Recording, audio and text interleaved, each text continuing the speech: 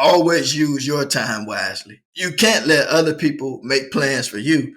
You have to know what you want. And if you don't know what you want, somebody will just tell you should do this. But if you know what you want from something, you go after it and you're satisfied.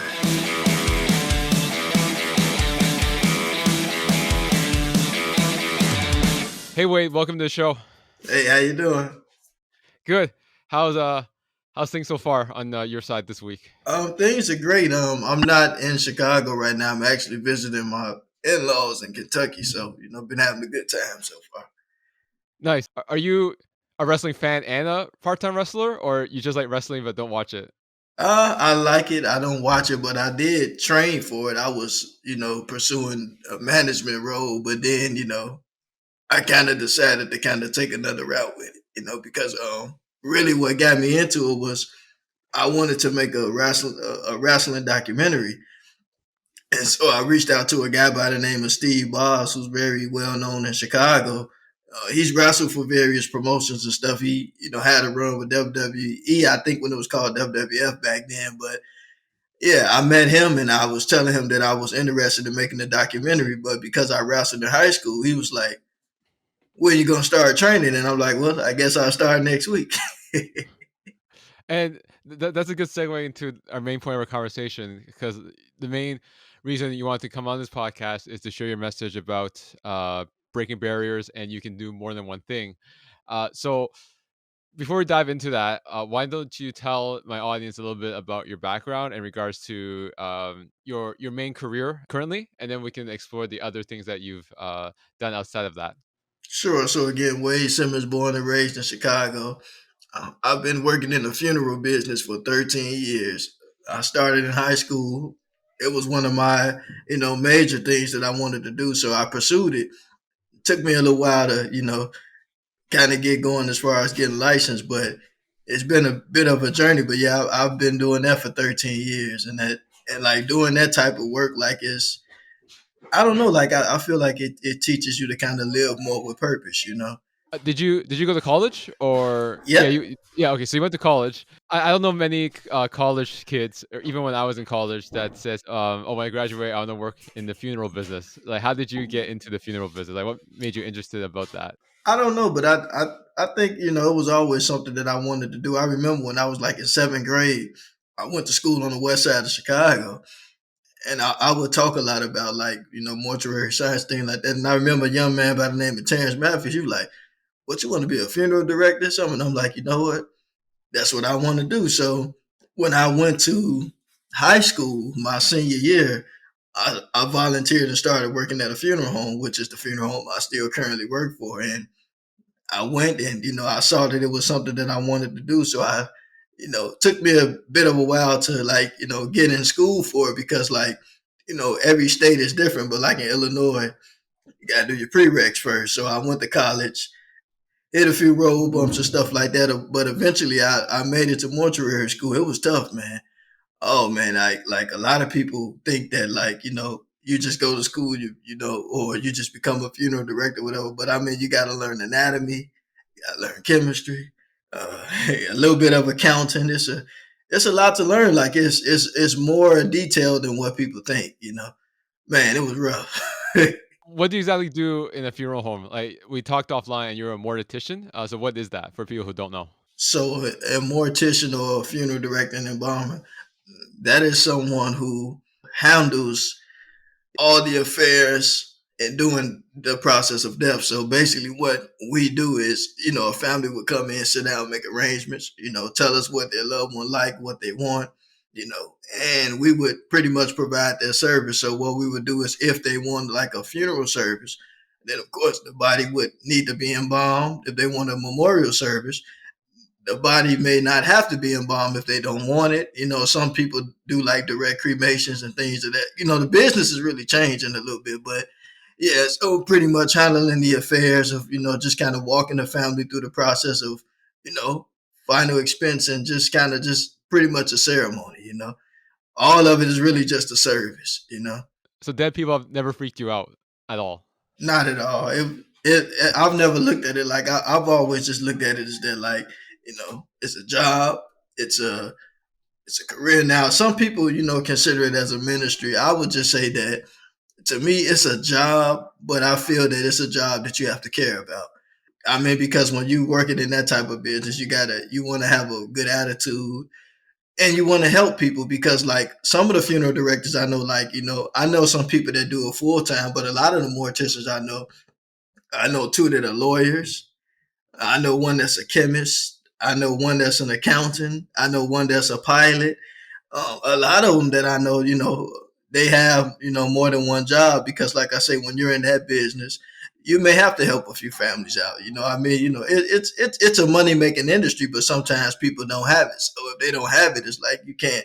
You have to have other means to, provide them with what they need. You got to have a heart too, because I mean, it is a business, but I mean, you still want to, do the best you can to help people. So you said you've been in the funeral business for 13 years. What are some of the regrets that people have shared with you in terms of like the person who passed away? Like, is there some things that they could have done different before they passed away? Like, what are some of the common things that you've experienced when they shared their story with you? Uh, I think a lot of times, sometimes people who maybe said that maybe like, they should have been there at the last moment or, somebody had an event one week and somebody didn't show up. And, I mean, I've heard of things of that nature happen, just kind of more regrets about like what could have been done. My thing is like, with things like that, it's like, enjoy and cherish and thank God for the moments we had because we never know. So, I just think it's an important thing just to spread love and show love to people, man. That way you won't have any regrets. The saying goes, people regret more of what they didn't do than what they did. Yeah, and and to me, I think that like being in that profession, a lot of people have did it for a long time because that's not a business that a lot of people go into. I mean, I think now people are more open to it, but I think it takes more than just looking at like the income. Like, you got to look at the outcome. Because to me, again, you may deal with a family that just don't have it. And I mean, if they don't have it, because this is the thing to me, it's a service. So you can't go, trying to drain money out of people's pockets or trying to force them to get something they want. Like if you get a family and they say, well, look, I don't want no service. We just want a direct cremation. Maybe we'll have a service or whatever. Okay, fine. You don't tell them what they want. They tell you what they want. It's kind of like, you have to be there for them because a lot of times, people look at it like, man, it's a money making industry, things like that. But you got to think about it like, yeah, but to be honest with you, like working in that field, it makes you really look at life a lot differently, more realistic. Like, it doesn't matter who you are, where you work, it can happen to anybody. I mean, we don't come here to stay, of course, but you want to live as long as God allow you to and, have a good life and try to take care of yourself. But I think to me, if you look at it for the outcome, I feel like, I think it teaches you to like, love people and, do the best you can to help people. And also to kind of look at your own life and say, okay, I know I'm not going to be here forever, but what are some things that I can do to, take care of this body, that God has given me so that I could live as long as I can. I feel that some people don't look at it from that perspective, but I think that you can learn from other people's mistakes. Things happen. But I think that sometimes it makes you really reflect on your own life and say, wow. Because I mean, there are a lot of stories that you hear, because again, all death is not natural. Sometimes good Lord calls somebody home 86, 95, but sometimes, there's some tragic ones. A lot of people, texting and driving. It just makes you more aware, and it makes you want to be a little more cautious. Going back to what you said before about one of the big regrets is that they should have been there or should have done this or that. So for you, when you are working at a funeral home, it's always a reminder to yourself that you always have to live with purpose. So can you elaborate more on that? Yeah, sure. So to me, it's like, because again, I'm a filmmaker outside of the funeral business, but to me, living with purpose, just like, I feel like we're meant to do more than just get up, go to work, live paycheck to paycheck, pay bills. Like life is meant to be lived. And, I feel that like when you live with purpose, you start to really look at life more realistically because like again, you got family, you got friends, some people may have children, people may have a significant other, wife's husband, spouse, or whatever, but To me, you have to look at it like life is meant to be lived, and you got to make every moment count. And I just feel like, sometimes you don't want to just ever find yourself just working and working and working and working and working and not living. Because also one other thing that happened to me was like I developed this, it's like a rare disorder called spasmodic dysphonia. And this is where purpose comes in. Oh, spasmodic like I noticed like my voice, I'm going somewhere with it. Just stick with me. My voice started changing. And I was wondering like what was going on. So when I went like to the doctor, they didn't really know, but they was like, it's nothing life threatening. So I started doing more research. And when I found out about spasmodic dysphonia, I found out that it was like this, thing where like emotional base, sometimes some people have like a neurological, you know, I don't know what to call it, but they have like a neurological portion of it. And then some people have muscle tension, which is what I have. And to me, what a lot of people didn't notice was that my emotions and how I felt contributed to me developing it. So, like to me, like I found myself just working and working and working. But then when I stopped and I started pursuing other passions, like now, my voice will be better. So like I feel like, sometimes people don't realize it, but like if you don't live with purpose, like, if you don't do what you're created to do, I feel like things in your life will start happening just to let you know. That's a good point, right? Like, let's say you're doing something you don't really want to do, and then you start having like different problems with your body and mind. It's your mind and body telling you that, hey, this is not the path you need to take. You got to do something else.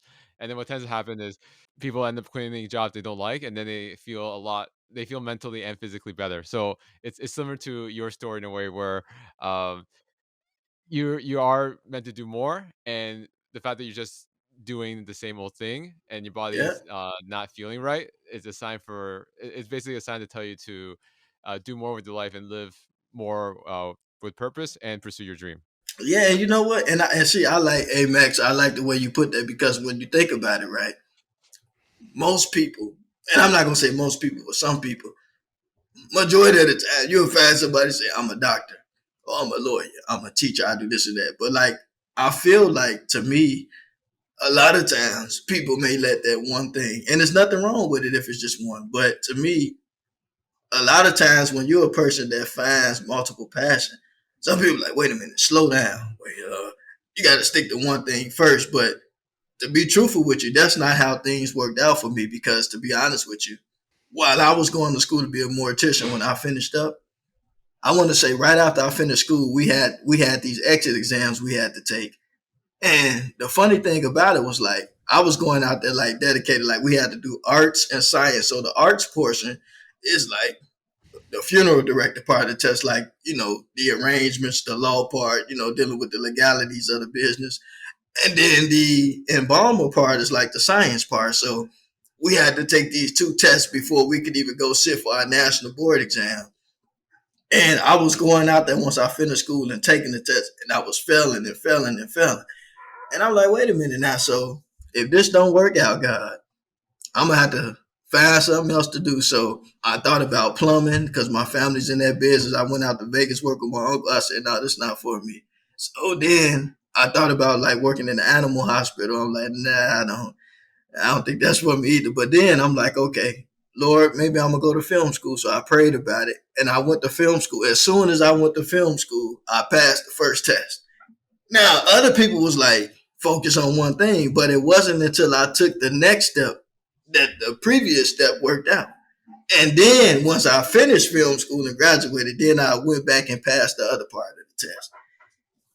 And I tell you what, and I kid you not, I had a dream.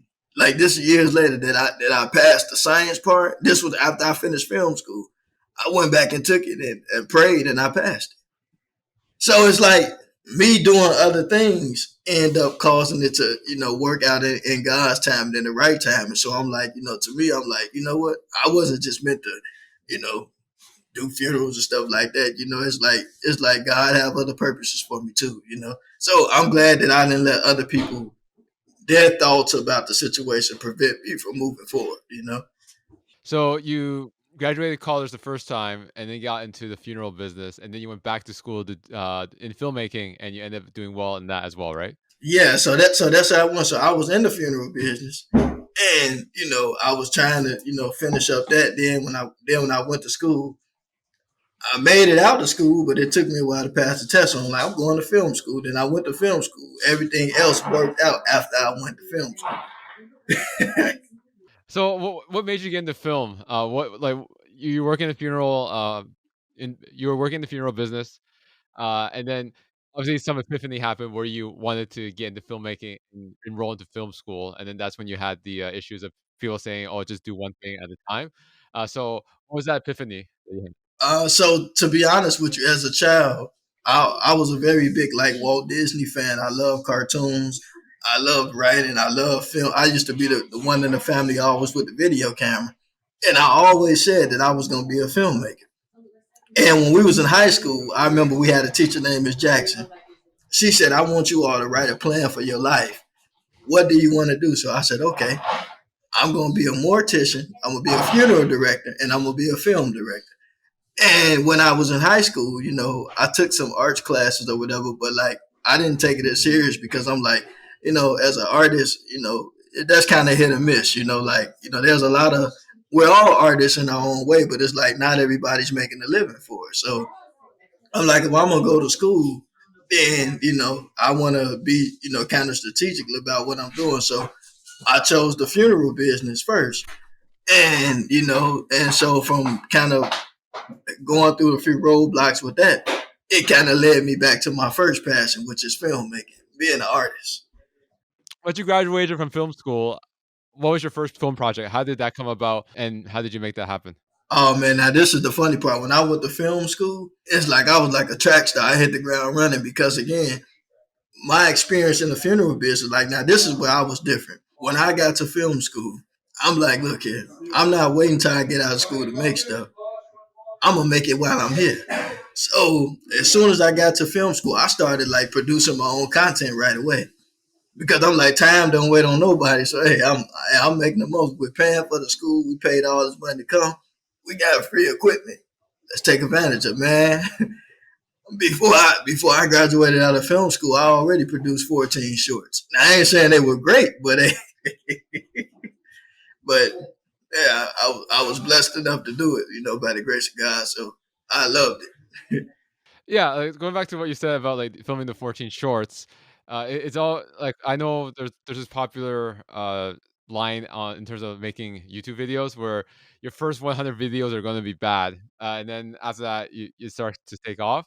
So yeah, a lot of people want that perfectionism, as in they do something new for the first time and they want like astronomical results, but that's not always the case. There's going to be a lot of bad results before you get the good one. So I'm assuming for you your first few shorts weren't really that good, but then you've improved over time, and it's about the Yep. repetition that helps you get better. And you know what? But you know what? The one thing I'm grateful to God about when I went to film school is that it taught me the business side of it because a lot of times, like, as a kid, right, when you have a dream, you only see what you see, but you don't always know the logistics of stuff. So when I went to film school, like, I learned, like, okay, I don't want to just be a director because I thought I wanted to be a director. But when I went to film school, I found out that I like producing better.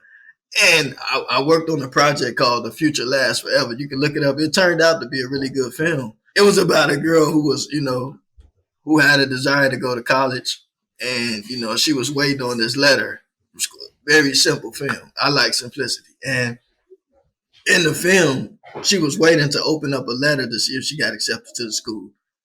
She did get accepted, but like later her mom died and all that stuff of that nature. But the thing was, they made me the producer on that. So from me learning how to produce there, I kind of had an idea like, you know what? I like producing. And then while I was in film school, I was working on my own web series at the time, and I had an actor who didn't show up. So I had to pay everybody there anyway. So I'm like, wait a minute, I'm not gonna just let this moment be wasted. So I stepped in and I started doing the part. So I started acting too. Now I don't consider myself to be an actor, but I wasn't gonna let my film just go down. So I stepped in, I started doing the part, and I've been doing it ever since. So I started learning to produce and act a little bit too. So I think that was fun because it's like sometimes you know what you want to do, but until you actually step out and get moving, you find what works for you, and you find what you enjoy most about it. But if you don't take that first step, you don't ever know. So, how long have you been filmmaking? It's been 5 years professionally now, and I love it. Another thing when it comes to someone starting a hobby, a project, a new skill, they want the best tools of the trade to start off, right? But that's obviously not always the case. What's your opinion in terms of like skill set and equipment? To be honest with you, I think if you have a good skill set, you can probably make any equipment work. Because to me, as an artist, right? To me, art is all interpretation based. Like it's really kind of like no right or wrong because it's just like, say for instance, like you and me can get together and we plan a movie. You write the script, you have me direct it, or I write the script, I have you direct it. We can come up with a storyline just about a simple story log line. A man pursues his dream, because like the log lines are like 25 words or less. Where like it's like when you want to pitch a film to somebody, you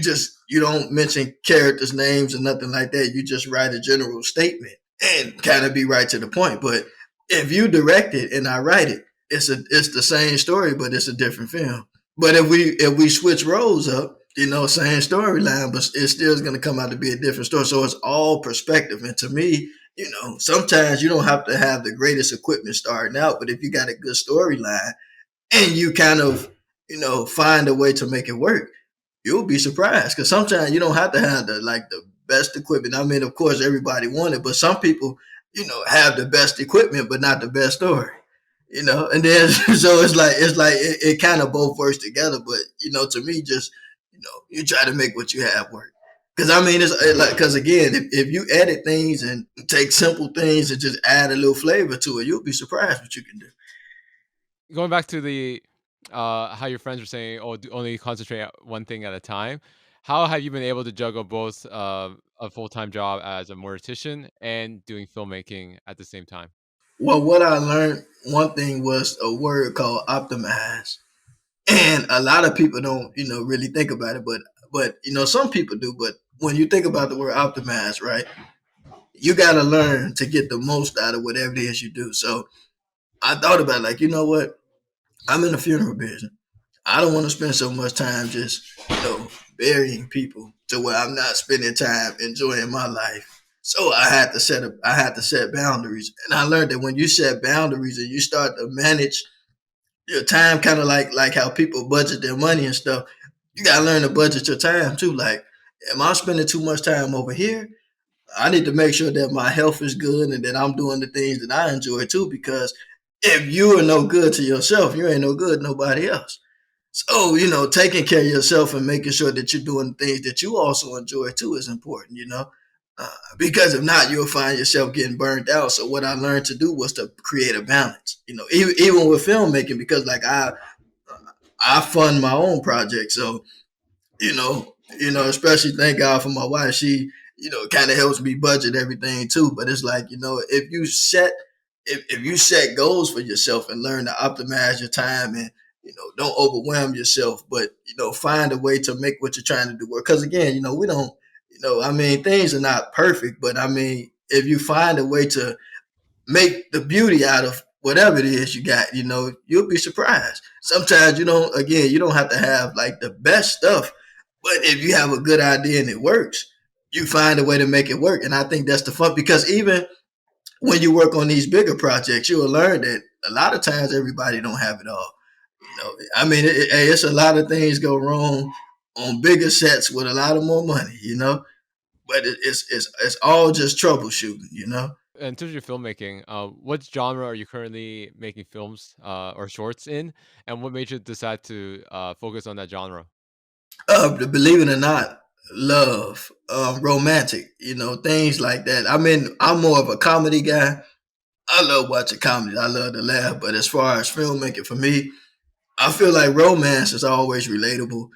I mean, whether you're talking about the joy of it or the heartbreaks, I think that is something that's kind of universal. So to me, I like talking about it because like I'm really big on love and like I don't just use love as a term like just romantically. Like I feel like in the world we live in, like I feel like a lot of it's not everybody, but some people lack love. Like you look at all the things going on in the world, right? it all stems really from a lack of love. And if people have more love in their heart for one another, I think we could get along a lot better. Not everybody may not agree about everything, and that's fine because we're human. We all have different perspectives, but love and respect works together. So I'm a very big advocate for showing love to my brothers and sisters, no matter who they are, what they look like or where they come from. Hey, it's all love, man. And so to me, it's something that I think about a lot. So a lot of times when I write, that's always kind of like my perspective on it. I'm always, trying to encourage people just to have more love in their heart. Absolutely. And moving on to the next part, right? So you're a mortician, you're a filmmaker, and as we talked in the very beginning of this conversation, you're also uh, y- hey, you also have pro wrestling training. So how did that come about as your next passion? So I'm like, once I finished up film school, I took this course on like, well, this was before on documentary. So I'm like, you know what? I grew up watching wrestling. I love The Undertaker and Kane and Road Dogg and Carlito were my favorite three. But I'm like, you know what? I want to do a documentary on professional wrestling because I knew that like because what a lot of people may not know, like pro wrestling on the indie scene is kind of really big in a lot of states. A lot of people may be surprised, but like in Chicago, there's a lot of events, and I didn't even know about these events, but I reached out to Steve Boz and I'm like, hey, I want to make a documentary about this. And he invited me to come up to CSW to the school or whatever, and I met everybody. I met like Sky Blue, she's in AEW. I met Axel Rico, pretty young wrestling, big fan guy, a pretty talented kid. And then I met Levi, pretty cool guy. I don't know. I just always use the word everybody's pretty good at what they do, but I met a lot of pretty cool people, man, and I enjoyed it. And really, like to be honest with you, Steve, he showed me around, and he's like, well, when you gonna start training? I'm like, I start next week. So me and a friend of mine named Jalen, we started, going to training and stuff. But I mean, it was like to me, I came there with the purpose of making a documentary. I didn't really come to, I mean, don't get me wrong, like, if I want to take it a little further, the door's open for that too. But I'm like, me, I'm pretty purpose driven. So like, I'm like, I came here to make a documentary, but I ended up training too. So like, but my thing is like this. Sometimes when you're doing one thing, just stepping out on faith, it can lead to other big things happening. Cause like when we started getting involved with CSW, we started meeting people we used to watch on TV. Like, we got the chance to meet Carlito. Mr. Kennedy came to our promotion. Uh, I found out that one of WWE talented Mexican wrestlers, Kalisto. I didn't even know he was from Chicago. But I started meeting so many people, and like I got a chance to meet Scotty Too Hottie. I met Eugene from WWE, and it's like wow, like we're meeting all these cool people, and and to me, even just the fans and getting to know people, and like I saw that like going there it was like so many people like doing big things. Like I said, the young man Axel Rico that I mentioned, my good friend Levi, he's very big pro wrestling manager in Chicago, doing great things. My friend John Lopez, he's getting down in the ring too. So it's like I met so many cool people. Now, to be honest with you, like I said, I didn't really see that coming, but hey, one thing about me, if a door opens, man, I'm gonna run through it. Yeah, and so you said you were gonna start training next week. So what made you just say yes, like just like that? Like usually people have to think about it if it's something completely new to them. Maybe they don't want to get hurt, but you just jumped on board and said, "I'll start next week." When I was young, me and some friend of mine, we used to wrestle in the yard, and then I wrestled in high school. But me, my brother, my friend Jordan, my friend Cross and Raj and Gus, man, I mean, we thought we were Brock Lesnar or something out there, man. We would F5 each other, put the moves on each other. We had like a little Royal Rumble and stuff like that. So wrestling was like in my blood. So I'm like, when he said it, I'm like, I'm willing to try this out, but if I do it, I would rather only be a manager because a lot of them guys are big. I'm much smaller than them, so I'm like being realistic. Like I ain't trying to go out there and break my back, because because when you're dealing with pro wrestling, man, a lot of people got bad backs and bad legs. I need my back and legs, so I'm like, I can stick to managing, but I'm not trying to. I'm still a big wrestling fan, but I was a lot bigger when I was younger, and obviously, like the biggest insult, so to speak, is people think that wrestling's fake, right? Obviously, it's not. It's not fake. It's scripted. That's the right word, because they still have to like trust their body with somebody else, whether it's like power slam, like DDT, throwing them through a table, things of that nature. I'm gonna answer it like most fellow colleagues in the industry, but it's entertainment, and I think that that's the best way because to be honest with you, wrestling is storytelling, right? I mean, they're not just in the ring, just throwing each other around for nothing. It tells a story, and I think that's the thing because again, you think about WWE growing up, right? They would have storylines, right? The Rock versus Stone Cold Steve Austin, or Vince McMahon, and he's the horrible boss to work for. I mean, and so like when you look at it like that, it's like it's fun, and it's a lot of cool people there. It's some cool people, and then there's some it's not so. But I mean, for the most part, I think that it's just nice to connect with people, man. And I mean, it's like when you're in there, and you see like the fans, and I learned that like being a part of the independent scene, you'll find out, man, there's a lot of up and coming people. Like I remember when I first started, there was a young lady named Bombshell Shelley. She's doing awesome right now. And I'm just thinking about like to when we first started training, right? Like, we were training, she was training.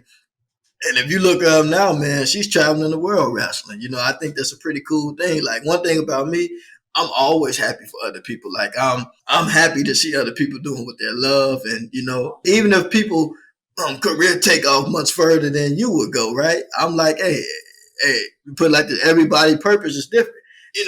Everybody, destination and goals are different. But hey, if somebody winning, hey, I'm a root for them, and if they struggling, I'm gonna try to help them out if I can. Yeah, for sure. So, what's next for you in the pro wrestling business? I'm going back to it, man. In one way or another. Right now, I'm currently working on a pro wrestling documentary because again, that was what I came for. So I got one interview done with a really talented wrestling, pretty cool guy, friend of mine, Vinny down in Tennessee. Old school wrestler's been in the business a long time. We know he was open to me, interviewing him for a documentary. So me, Vinny, some of the other talented wrestlers I know, I'm going to interview them and be on the lookout soon. I got a pro wrestling documentary coming out. I'll talk a little bit about my experience in it too, but I wanna be able to just tell all of our story. They've been doing it a lot longer than me, and they've been pursuing it a lot heavier than me. So I wanted them to kind of tell the story. So, the main theme of your story so far of your life slash career is you didn't just stick with one thing. A lot of people who worked a 9 to 5 job, they end up just doing the usual things after work, whether it's go home and watch TV and eat dinner. Some may go to the gym, do their standard social commitments, but they don't really like get out there and try and continue a hobby that they're interested in. For Yeah. you, like you're doing, you have your funeral career, but then you also do a lot of filmmaking on the side, which results in like you creating these stories, and you're also meeting a lot of people in the process, which obviously makes you more interesting and more well-rounded. So what makes you continue to strive for more and not just settle for just doing the funeral job and then just relaxing after work? Hey, you know what? That's really an awesome question. And I'm glad you asked. Thanks, Max. You know what? To be real with you, what I love about it is that it's so many opportunities, right? And I look at life like this: like as long as we're here, we still living, we're learning, and we're growing. And to me, I feel like it's a good thing when you have options. Sometimes some people say like I don't have any options, but I feel like when you have options, the possibilities are endless. Because if you think about it, right, like to me, I love filmmaking. I'm in the funeral business. I wouldn't have been doing it so long if I didn't like the work. But I learned that whatever you do, you find the part of it that you like. Because like think about it, like a lot of people that want to become filmmakers, Most time people like, man, I want to be famous. I want to be well known. I want to be this and that. But when you think about it, if you're doing what you love and you can make a little money doing it, if you don't become famous doing it, you still won because, like, to me, it's not the fame and none of that. It's the fact that you're doing what you love. And if you can make a little money, because you think about it, there's a lot of people who worked in the film industry for years, worked on really big projects. I mean, I got a cousin now who's acting on Power and doing some pretty big things. But what I learned about the film industry is that not everybody that's in the industry is well known. There are some people who you might be riding on the bus and train right next to working on projects. You know, you may not know who they are, but I mean, my thing is that if they're doing what they love and they're making a little money doing, ain't nothing wrong with that. I feel like we have this image where you have to be big in this way or little in this way, but if you think about it, it's not about that. It's about you living your life, living your purpose, and finding what you're meant to do. Because the same thing with pro wrestling, right?